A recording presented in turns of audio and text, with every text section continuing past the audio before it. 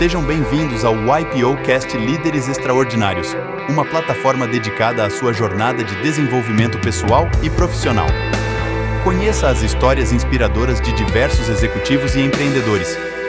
Esta iniciativa é uma colaboração do YPO Brasil e da Exame. Assista agora mais um episódio e acesse nosso site. A gente sempre começa o YPO Cast falando um pouco de você, né? Da sua persona, de quem te formou, como você se formou e como você se construiu no empresário, no líder que você é hoje. Então, se quiser contar um pouco da sua vida, família, história, carreira, vai ser ótimo para todo mundo te conhecer um pouco mais. Legal, tá joia. Então, vou fazer um breve resumo. Hoje eu estou com 45 anos, faço 46 agora no mês que vem. Estou casado também há 19 anos, 20 anos completo esse ano também, em novembro. Sou pai do Felipinho, de 15, da Fernandinha, de 12. Comecei a namorar com a minha esposa em 95, então foi o ano que eu comecei a trabalhar. Eu fiz colégio técnico, então terceiro colegial eu comecei a trabalhar na NEC do Brasil, que era uma multinacional japonesa, e comecei a namorar. 9 anos depois, eu casei e montei a empresa no mesmo ano. Então, esse é um pouquinho do meu início, né? E aí, uns passos atrás, acho que falar um pouquinho de os gatilhos, né? Por que eu comecei, de certa forma, a namorar cedo, a trabalhar cedo? De certa forma, hoje em dia, acho que 26 anos é casa cedo também, né? Acredito eu. Eu perdi meu pai o ano passado, meu pai tinha doença de Chagas.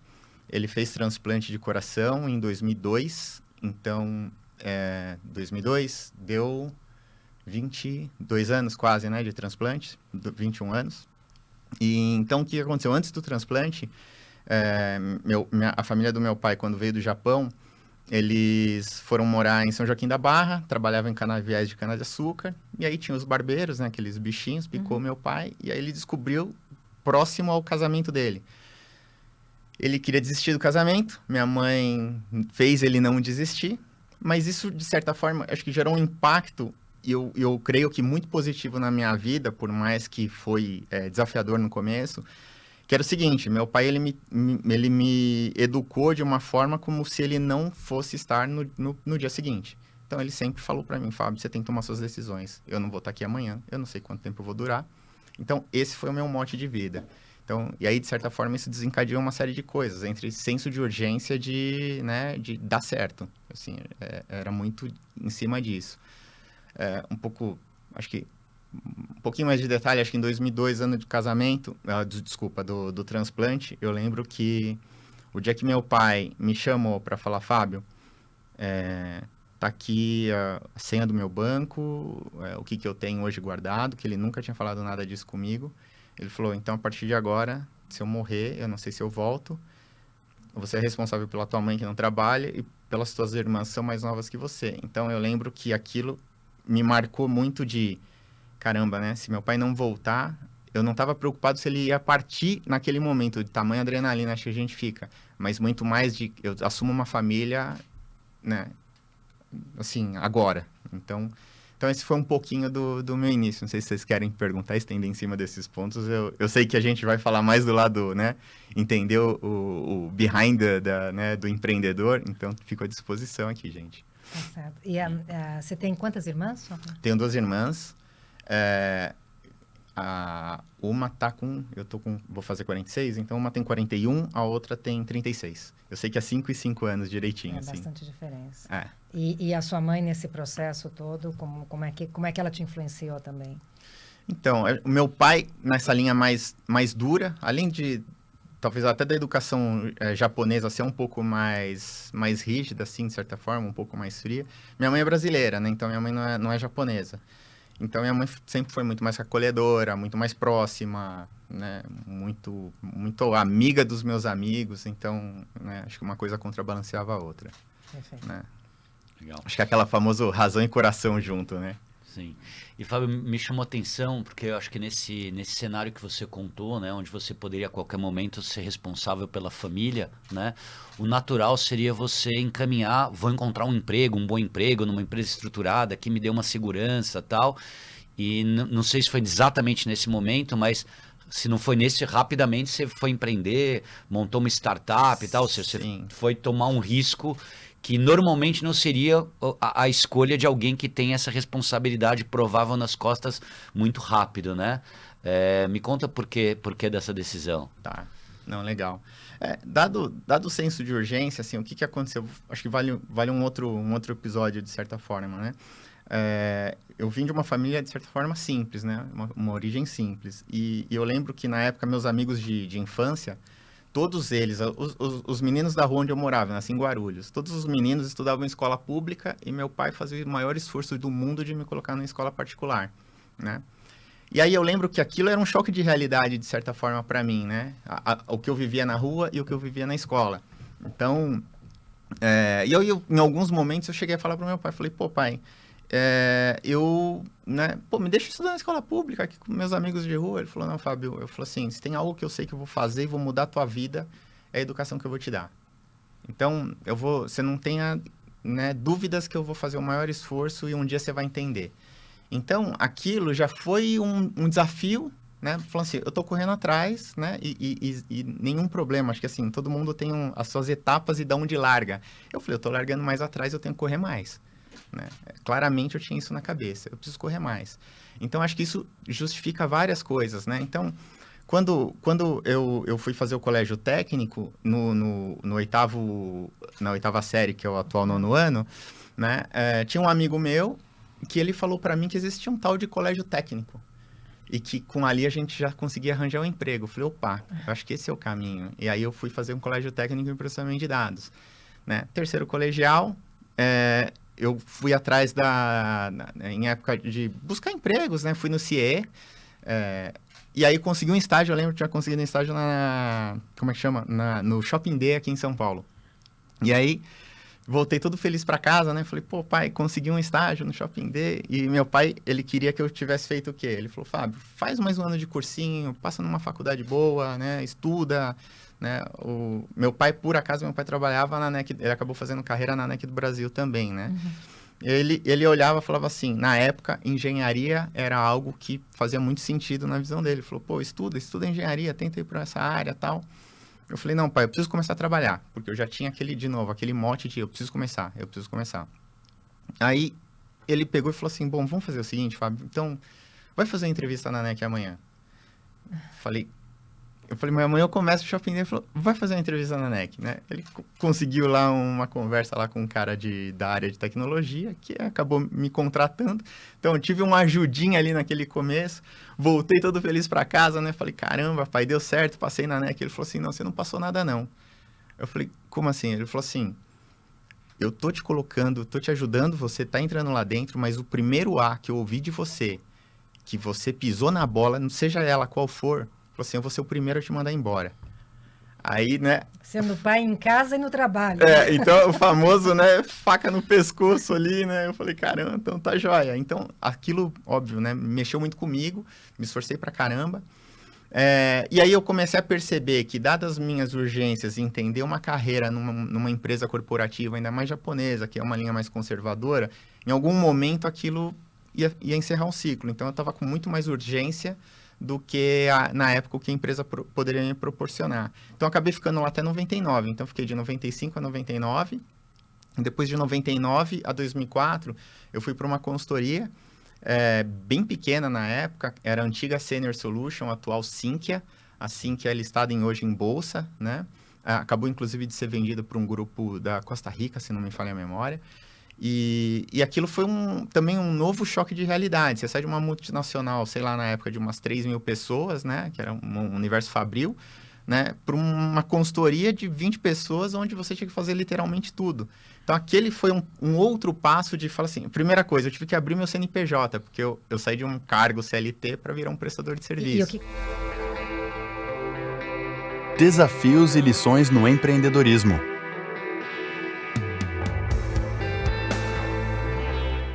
Em resumo, esse era o cara que ia conversar comigo. Quando ele me viu, a primeira coisa que ele falou assim, Fábio, eu te conheço de algum lugar. Eu falei, você conhece? Ele falou, de onde que eu te conheço? Eu falei, você já me entrevistou na GE. Aí ele falou, e por que eu não te contratei? eu não podia contar aquela história naquele momento, né? Eu falei, olha, Mazzanati, me fala você agora, né? Me diz, né, o que aconteceu. Aí ele ficou quieto. E aí deu nervosismo, né? A boca seca. Falei, ô Melo, que era o meu colega que me indicou. Falei, você pode pegar um copinho de água pra mim? Aí o Mazzanati olhou pra mim e falou assim, você tá nervoso? Eu falei, não, Mazzanati, eu tô com sede. Eu tava nervoso. Aí, né? Tá bom. E, né, tentando passar toda a seriedade, gravata, né? Nessa época, o mercado financeiro, inclusive, usava muita gravata, né? Aí ele olhou pra mim e falou de novo, falou assim, você já tá rico? Eu não entendi a pergunta, mas eu falei, você tá me provocando? Eu falei, tô. Aí ele também não entendeu a resposta. Eu falei, Maza, talvez riqueza pra mim, o sentido seja diferente da tua. Riqueza pra mim é minha saúde, minha família, minha educação, meus amigos. Eu tenho tudo que eu preciso. O resto eu corro atrás. Aí ele ficou quieto de novo. Então imagina você começar apresentando a empresa nessa troca de farpa ali, de certa forma, né? Isso me deixou muito despreparado, né? Aí a hora que eu abri a apresentação, eu tava tremendo. A minha mão tremia, né? E aí eu tremia. Ele olhava pra minha mão e baixava a mão. Aí eu tenho o hábito, às vezes, de falar gesticulando, voltava a mão tremendo. Ele olhava pra minha mão e baixava a mão. Eu olhei pro lado, meu amigo pôs a mão na cabeça, assim, baixou a cabeça. Aí eu empurrei a cadeira e comecei a rir. De nervoso, assim, né? Aí ele falou, o que foi, Fábio? Eu falei, eu travei. Aí ele falou, como assim? Eu falei, cara, eu travei, eu não sei nem mais o que eu tô fazendo aqui e me desculpe, eu travei. E ele te contratou? Então, aí o que ele fez? Aí acho que desarmou e ele falou assim, foi isso. Ele falou, esse cara é verdadeiro. Esse cara, ele não vai me enrolar, né? Ele, acho que me colocando no lugar dele, acho que eu amassei ele ao máximo e o cara foi verdadeiro, o cara foi transparente, isso passou muita credibilidade, né? É o que a gente sempre fala da questão de vulnerabilidade, né? Há 20 anos atrás não estava na moda, hoje já está um pouco mais. Exato. E aí o que aconteceu? Aí ele falou, Fábio, o negócio é o seguinte, eu tenho isso de demanda. Cara, você não tem ideia quanto que eu vou, né, que eu vou te cobrar. Falou assim, quase que assim, você tá ferrado. E aí era o que eu precisava, porque até então eu sabia viver sob pressão, né? Então aquilo era o que eu precisava para falar assim, agora eu fui desafiado, agora tá comigo.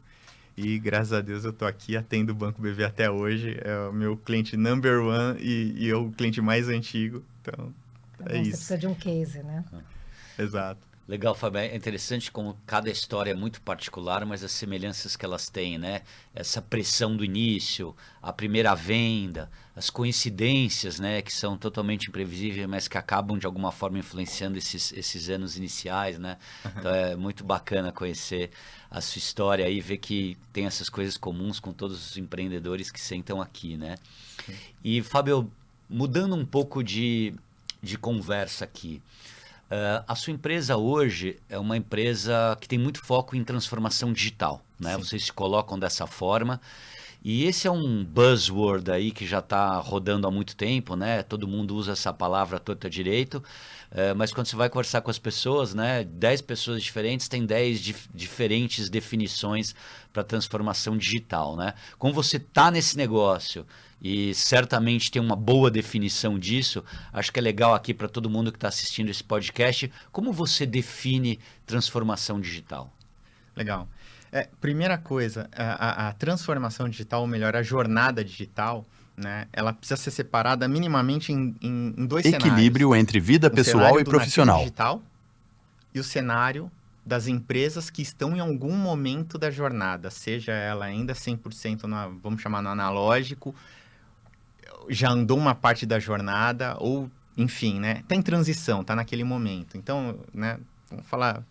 Dar exemplo aqui de mercado financeiro, um nativo digital. Você tem o C6, você tem o Nubank, né? Você tem alguns outros bancos similares, que o cara nasce sem legado. O cara não tem a dor que esse cara tem, que é o legado, que são sistemas obsoletos, processos antigos, né? Uma série, cultura. Então, tem uma série de coisas aqui... As próprias lojas físicas, né? As próprias lojas físicas, exatamente, né? Então, são universos muito distintos, né? E que o interessante é que a gente consegue ter a visão de um todo e a gente atua em todas as cadeias, né? Então, o cara de um nativo digital, qual é a principal dor dele, né? Ou as principais, são algumas, né? Obviamente, cibersegurança é uma, né? Mas a dor do custo da cloud, porque o cara já nasce cloud. Então, é muito fácil você, né, subir um ambiente. E aquilo tem o dev, né, o desenvolvedor, ele tem uma autonomia ferrada para subir uma máquina. E, de repente, você começa a ver o negócio tá consumindo horrores, né? De custo de cloud. Então, a dor desse cara está muito relacionada à segurança, à escalabilidade, a custo, né? Que é o que a gente chama de FinOps, a governança. Por quê? O nativo digital, ele tem o hábito de já trabalhar num modelo de agilidade. Como que funciona o modelo de agilidade? Ele funciona, né, por tribos, ou seja, uma tribo pensa que é um produto, né, e o cara começa a fazer N coisas para aquele produto. Ele tem autonomia e agilidade para trabalhar em cima daquele produto. A hora que você vê que o cara tem N produtos, imagina a governança dos dados disso, entendeu? Depois, como é que está a fundação? É onde também acaba sendo uma grande dor dessas empresas, né? Obviamente, agora, do mundo mais tradicional, quais são as principais dores? Eu até comentei algumas, né? A cultura, a mudança de cultura, né? Então, aceitação do novo, aceitação de um modelo de mais agilidade, de mais autonomia, né? A dor do legado é terrível. Por quê? Porque esse cara, ele já tem, né, regulações ali muito em cima, né? E que aquilo, nossa, drena uma energia, né, assim, extrema. Então, lidar com o que a gente chama de TI bimodal, né? Ou seja, o cara, ele tem que tratar o novo, mas ao mesmo tempo ele tem que andar com o velho. Então, isso aqui também é super desafiador. Ou seja, então, voltando, eu vejo como uma jornada em diferentes níveis, né? E em diferentes momentos e em diferentes prioridades do que é dor, né? Por isso que a gente montou, só para concluir, eu falei assim, eu preciso ajudar a empresa num modelo tailor-made, desde a estratégia, literalmente até a execução, e para aquele cara que está iniciando uma jornada digital, eu preciso ensinar ele no growth, eu preciso ensinar ele na parte, né, de como que ele rentabiliza aquilo. Não adianta eu ajudar o cara na estratégia de execução, depois ele não sabe escalar aquilo. É isso. E eu acho que é complicado em empresas tradicionais, né, que eu trabalhei muito em empresas tradicionais, nessa transformação digital, quando você não é nativo, é como você falar um idioma, né?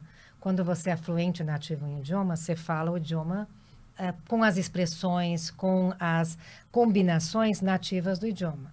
Quando você não é nativo, você faz tradução, né? Então, você fala the cow went to the swamp, por exemplo, né? A vaca foi para o brejo. E eu sinto que eu comecei em estratégia digital também há muitos anos atrás, e a primeira coisa que a gente fez foi traduzir um processo analógico de papel para um processo digital, né? Com algumas melhorias. Então, acho que o grande legado é você mudar o shift, aprender a falar o idioma nos processos, né? De uma forma diferente, porque você tem que mudar o chip dos processos que você está acostumado para uma experiência de consumidor, de cliente diferente. E aí eu vou linkar com a minha próxima pergunta, né? Pensando nisso, o que tem mudado na jornada do cliente, né? Quais têm sido as grandes transformações nessa jornada, seja olhando o B2B como o B2C? Né? Tá. Você está mais focado no mercado financeiro, né? Nesse sentido, mercado corporativo, né, como um todo, mais clientes large corporate, né? Mas a gente tem mercado financeiro, tem saúde, algumas indústrias, educação, a gente já fez um pouquinho de tudo. Equilíbrio entre vida pessoal e profissional.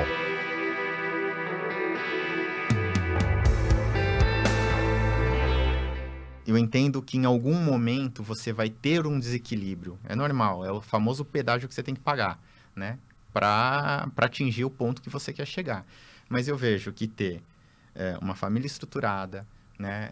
A minha espiritualidade, o meu esporte, a minha responsabilidade como trabalho, profissão, né? Ter isso tudo muito bem equilibrado ajuda demais a você conseguir, né, ter uma perpetuidade, entendeu? Então, eu enxergo que se eu continuasse naquele ritmo, eu ia ser um cara de corredor de 100 metros rasos. E se eu cheguei nesses quase 20 anos, eu percebi que eu comecei a moldar minha postura e minhas atitudes para que eu fosse um corredor de maratona, né? Então, não necessariamente eu vou chegar mais rápido, mas eu acredito que eu consiga ir mais longe.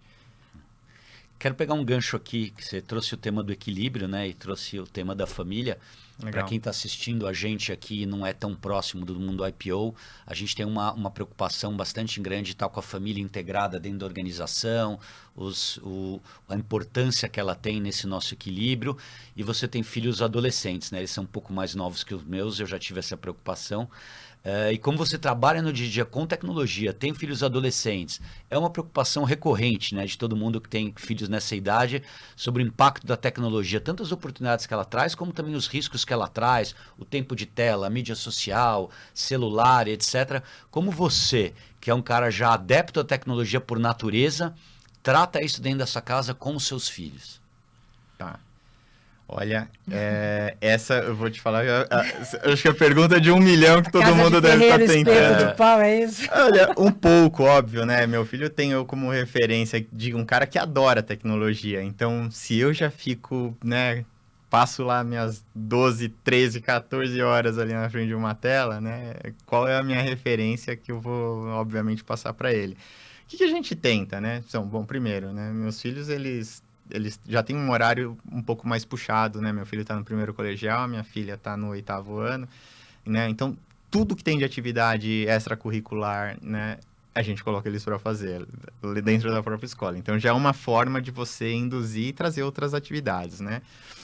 O segundo ponto, o que a gente fez também, né? Então, super rápido, eu morava aqui na capital, optei o ano passado em me mudar para o interior, né? Estou morando hoje em Valinhos. A qualidade de vida em relação a tempo de deslocamento, segurança, né? Poxa, então dar essa facilidade de deixar com que teu filho saia da escola, vá sozinho para um shopping, né? Atravessa a rua, vai comer ali no mall, né? Na frente, meus filhos estudam no Porto. Então, isso tudo é um pouco de trazer a realidade fora do digital. Mas é impressionante. Se deixar, quer ficar no celular ou no computador o tempo todo mesmo. É um desafio de todos nós. E outra, a pandemia trouxe muito tempo de tela, né? Muito tempo de tela. E solidão, né? E solidão. Né? Então, você fala assim, como é que a gente ajuda num momento desse? Então, tem que ser aquela coisa, é o que eu pelo menos estou tentando, né? De conversa, de explicar. Às vezes eu mostro, teve um dia que ele se chocou. Eu falei, filho, dá uma olhada na quantidade de tempo que você usou seu celular. Uhum. Aí ele olhou, eu falei, olha só que engraçado, isso, o papai trabalha com isso. Mostrei o meu. Eu falei, filho, você ficou mais tempo do que eu. Ele falou assim, você quer mesmo que eu comece a limitar teu horário? Tá certo isso? Pô, você é responsável. Você está crescendo. Aí deu um choque, eu percebi que deu um choque assim de realidade, né? Eu falei, nossa, pai, putz, o senhor tem razão, tal. Eu falei, bom, que bom, né? Eu precisava, né, arranjar um jeito de chocá-lo de alguma forma e eu consegui através de certa forma de dados, né? Enfim. É o trabalho dele, né? Sim. Bom, e você está no IPO há 9 meses, 10 meses, isso, né, mais ou por aí, menos. O que te motivou a entrar e qual tem sido sua experiência? Tá. Por que você quis fazer parte da comunidade, já que a gente estava falando um pouco da nossa cultura interna, né? Eu sou um cara sedento por aprendizado, assim, eu me enxergo como uma esponja, né? Eu acho que o dia que meu copo encher, eu vou esvazio ele tudo de novo. Eu falo assim, não é possível, a gente tem que aprender o tempo todo. E óbvio, né? Perceber que a gente está num grupo super seleto, de gente super capacitada, com uma boa rodada, né? Uma boa trajetória, com certeza eu tenho muito que aprender. Então, eu tô aqui para aprender. Se eu puder compartilhar um pouquinho também com o que eu já consegui até hoje, vai ser um prazer, né? E acho que é uma troca, né? Uma troca de experiência. Essa questão do IPO, abraçar a família é fundamental. Como isso é legal. Nossa, assim, é muito legal mesmo. Então, eu só tenho, até o momento, só tenho elogios, assim. Tem sido uma experiência muito gratificante.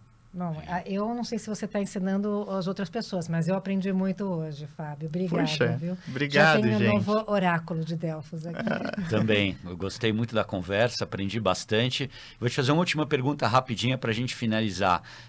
Dentro dessa história de aprendizado, né, que a gente no IPO é muito preocupado, quer dizer, a gente acredita muito nessa história de aprender sempre e ao longo de toda a vida, né? Dá uma dica de um livro que você leu recentemente, que você acha que é uma leitura obrigatória? Eu vou fugir muito do tradicional, mas assim, um livro que eu leio com muita recorrência é um livro que chama Mensagens de Maria para Sua Família. É um livro que eu acho que vai te ajudar numa linha mais do eu interior, numa pegada um pouco mais espiritualizada, né? Eu acho que livros, né, de grandes líderes, grandes pensadores, eu tenho certeza que vocês já receberam um monte, né, de indicações e eu não tenho a menor dúvida de que são super válidas, né? Mas esse eu acho que toca a alma. É bom porque a gente tem que trabalhar realmente todos os 3 eus, né? O eu familiar, o eu individual e o eu profissional. Então, esse fala com o indivíduo. Com certeza. E já que a gente está falando de livro, com todos que vêm no IPO, no IPOcast, a gente dá de presente um livro. O livro que a gente escolheu para você é O Mesmo de Sempre, um guia para o que não muda nunca, do Morgan Housel. E já que você está numa indústria que muda tão aceleradamente, esse livro aqui, se você ler a contracapa, ele diz, em vez de tentar prever as grandes mudanças que a tecnologia e o progresso nos reservam e criar planos mirabolantes para tirar proveito delas, é mais sensato olhar para o que permanece sempre igual, o comportamento humano. Então, a gente falou muito de capital humano, de desenvolvimento das pessoas numa indústria frenética, e você falou muito da espiritualidade, de construir o seu eu. Então, acho que esse pode ser um bom livro para pensar nas pessoas e nessa sua matéria-prima de sempre. Que né? legal. Muito obrigado, gente. Legal. Não, obrigada a você. Obrigada, Fábio, por aceitar esse convite. Marcelo, foi um prazer, nosso primeiro podcast junto. Né? Fomos bem. E já, obrigado a todos por nos assistirem. Obrigado. Obrigado, gente. Para saber mais, acesse o portal exame.com e busque pelo menu do site pelo canal Líderes Extraordinários.